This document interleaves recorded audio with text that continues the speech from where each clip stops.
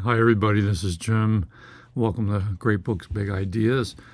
I thought it would be time to do a reading update, so I'm doing a Friday Reads and a Small Hauls video for Friday, March 22nd, 2024.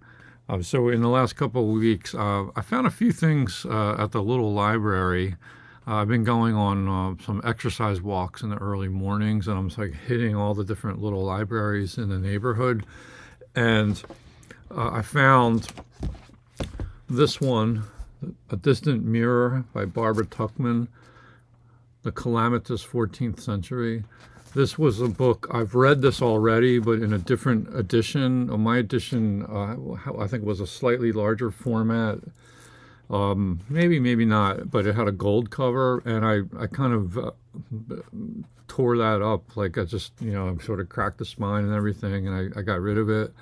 But this was such a good read, and I think I might revisit this, at least some selected chapters. I'm particularly interested in a chapter where maybe it's more than one chapter, I can't recall, but where she gets into the Black Plague, the Black Death. Having lived through the COVID period, I think I would maybe read those chapters with some new eyes and see, try to remember what she has to say about it. She is one of my favorite historians, Barbara Tuchman. Just incredible stuff. And this has some really nice illustrations in it too. Also at the little library, one of them, it was interesting. Someone must have gotten rid of a lot of French-themed literature, so there was actually this French phrase book.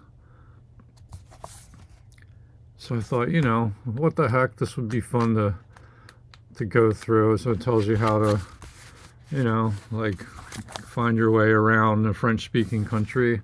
Not that I have any plans to travel to France, but French is the language that I almost have a reading knowledge of. I spent the most years studying French in high school, and then I switched. I had 1 year of Spanish in high school, so my grasp of Spanish is much weaker. And then I switched to Latin in college, and that, of course, you can't get around very well with Latin, but French, I can kind of skip my way through that, but I'm always looking to improve my French. So this probably won't be a book that I hang on to forever, but it might be fun to read through it. And there's this caught my eye, Oxford World Classics, French Decadent Tales. Isn't that a nice cover? And the blurb says, a quest for new sensations and an avowed desire to shock possessed the decadent writers of fin de siècle Paris. The years 1880 to 1900 saw an extraordinary hothouse flowering of talent that produced some of the most exotic, stylized, and cerebral literature in the French language. Let me show you the table of contents so you can see some of the authors represented here.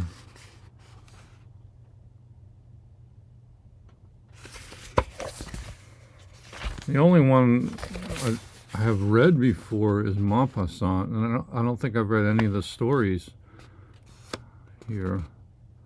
But this looks like a nice little anthology. I like Oxford World Classics generally, so that was a nice pickup. The last little library title I found was a trivia book, The Order of Things, Hierarchies, Structures, and Pecking Orders by Barbara Ann Kipfer.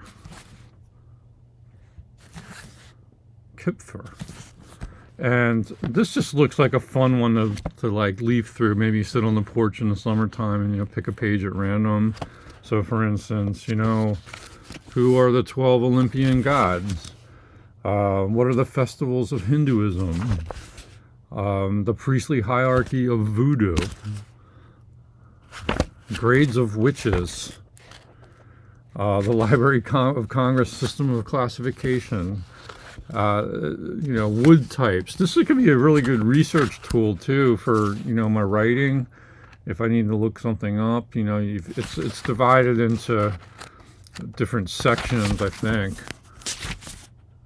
It's split into categories: the earth, the natural world, transportation and technology, mathematics and measurements, religion, world rulers, government and military, society and social institutions, the arts, business and economics, home life, sports and recreation, general knowledge, and philosophy. This list looks like a lot of fun. And it was purchased for $9.95 at Borders Bookshop back in the day. Anyway, I thought that was a fun pickup too. So those are my little library finds. And I've also, I went to a couple library sales. So I went to the Newtown Square library sale, not far, in my old stomping grounds actually, where I grew up. And I found it was a Sunday sale, so it was half price day. So I think I got these, I bought a bunch of CDs, which I won't show you. You can check my other channel, Song Tripping, about that. But I did pick up 3 books. I think these cost a grand total of like $1.50 or something. So this was William James from the Britannica Great Books of the Western World set.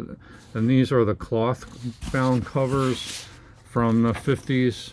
And I tend to really like these cloth-bound covers because they hold up better. So really, I don't need more Great Books of the Western World.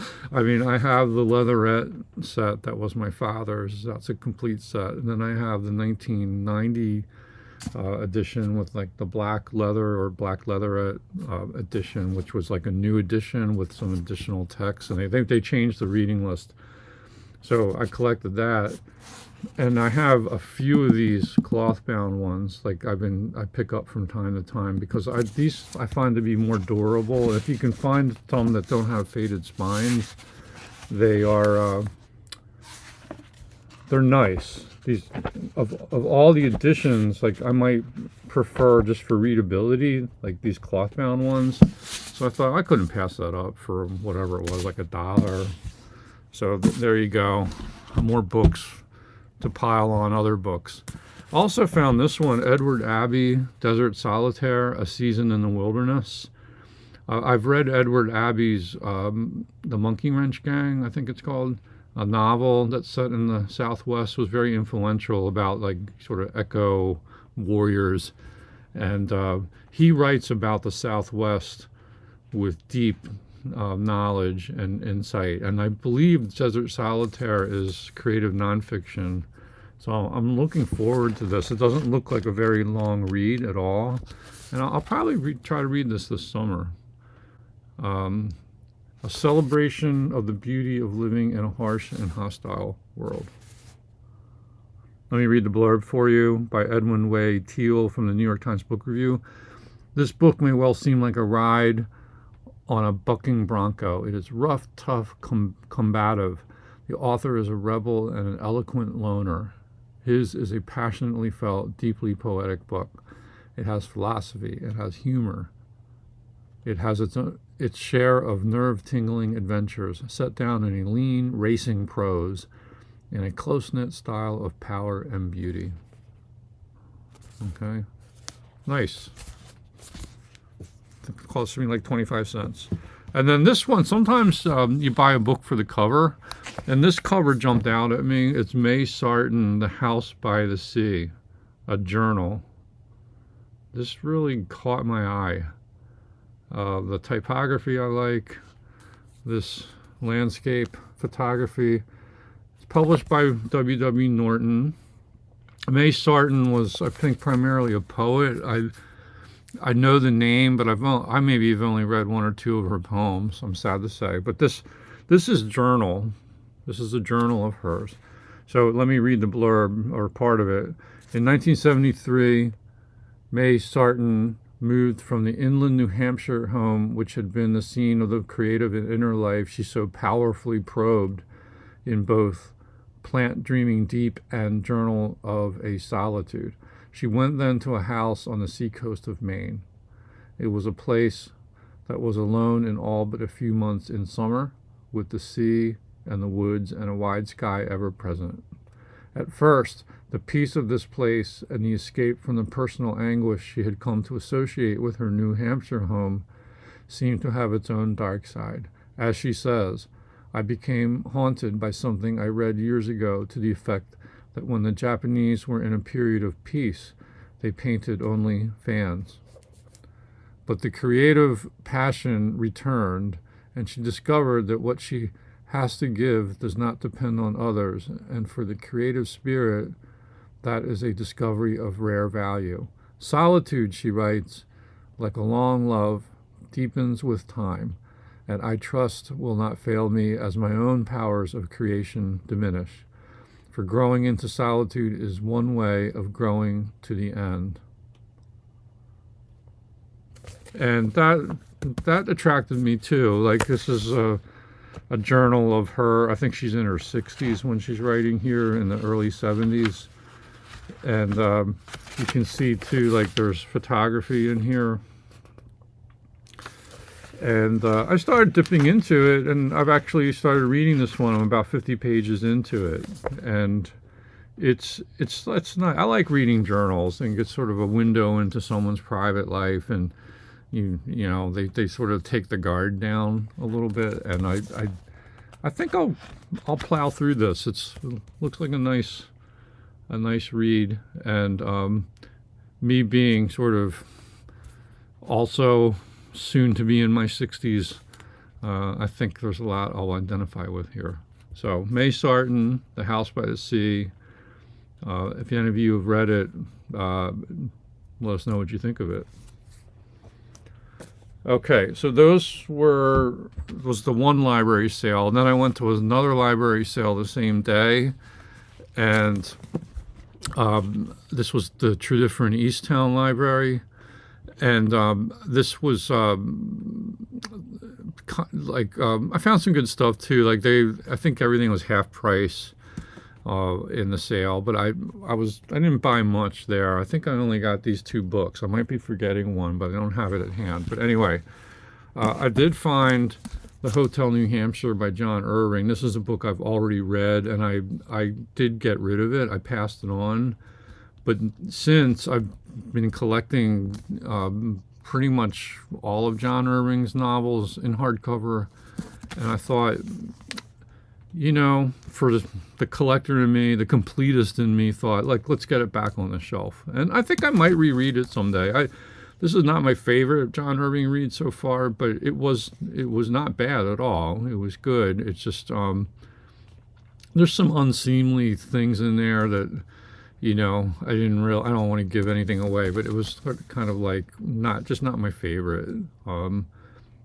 But there were some memorable characters in the setting of the hotel and everything.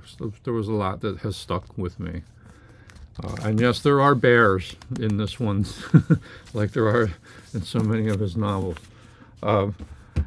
Speaking of which, as a little aside, I have been, just a reading update, I have been slowly plowing my way through The Last Chairlift by John Irving. I think I'm at the halfway point, maybe a little beyond that. It's going fine. Every time I pick it up, I enjoy it.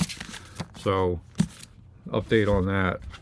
And then I found a sci-fi book at that library sale, Stephen Baxter, Vacuum Diagrams. I just picked this up on a whim. I don't know anything about this author, or didn't. And it's hard sci-fi. And I think this came out in the 90s. It was a winner of the Philip K. Dick Award. So let me tell you a little bit about Vacuum Diagrams. This particular book is a string of stories. So let's see what it has to say. This dazzling future history winner of the 2000 Philip K. Dick Award is the most ambitious and exciting since Asimov's classic Foundation saga. It tells the story of humankind all the way to the end of the universe itself. Here, in luminous and vivid narratives spanning 5 million years, are the first pool wormholes spanning the solar system, the conquest of human planets by Squeam, gut ships that outrace light, the backtime invasion of the Cax, the mystery and legacy of the Xili, and they're artifacts as large as small galaxies. Photino birds and dark matter, and the ring, where ghost, human, and Xeeli contemplate the awesome end of time. Stephen Baxter is the most acclaimed and accomplished of a brilliant new generation of authors who are expanding the vision of science fiction and taking it to a new golden age.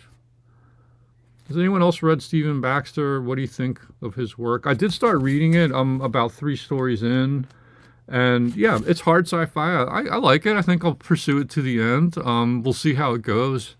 And, you know, this is part of a series. Like there's a whole set of books set in this world. So that's Vacuum Diagrams. Okay, I think that's pretty much the update. I've been reading the May Sarton. I've been reading the John Irving, and sadly I haven't been reading enough because I've been busy with work. But that's going to change soon as stuff starts to wind down. I think that'll wrap it up for today. What have you been reading? Let me know if you've read any of these texts that I've shared. Love to know your thoughts about them. And I hope you have a good week, and I hope you'll tune in again soon. Please like and subscribe if you haven't subscribed already. Appreciate it. Thanks for your time. Bye.